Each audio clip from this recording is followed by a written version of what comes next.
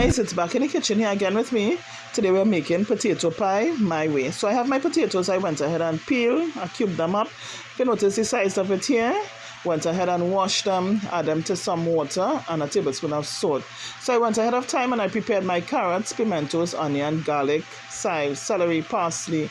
I have some shredded cheese, onion powder, garlic powder, black pepper, salt, all-purpose, unsalted butter, and some all-purpose flour. So I went ahead and checked on my potatoes. It was finished, strained them off, set it aside, and now I'm going to make my white sauce. So I put up my pot to hot, and then I added my unsalted butter. I let that melt, and now I'm going to add my all-purpose flour. And I'm going to fry this off for about 2 minutes, taking the rawness out of my flour.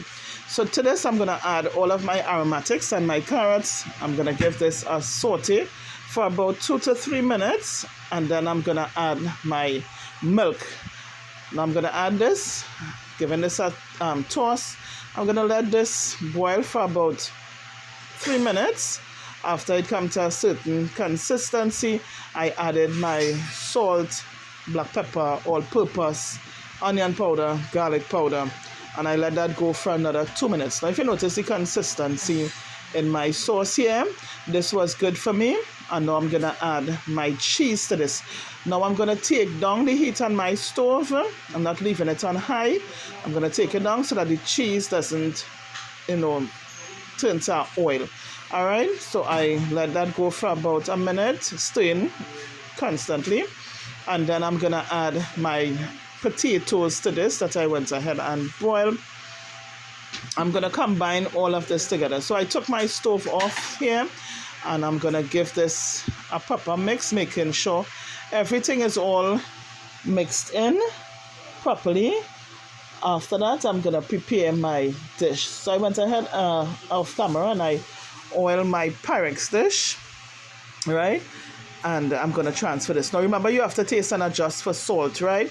I didn't have to add anything here. It was good enough for me. So I left this as is. So I added all of my potato here to my Pyrex dish.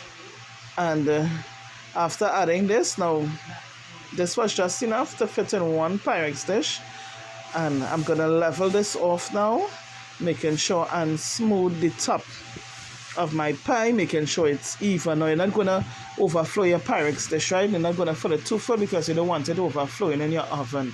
It will make a lot of mess, right? So you put just enough and smoothen it off and making sure you have a smooth finish to the top there.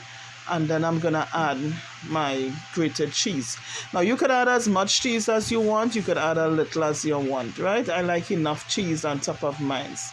Right, so after making sure all of my pie is covered with cheese there, I went ahead and I topped this with some chili flakes.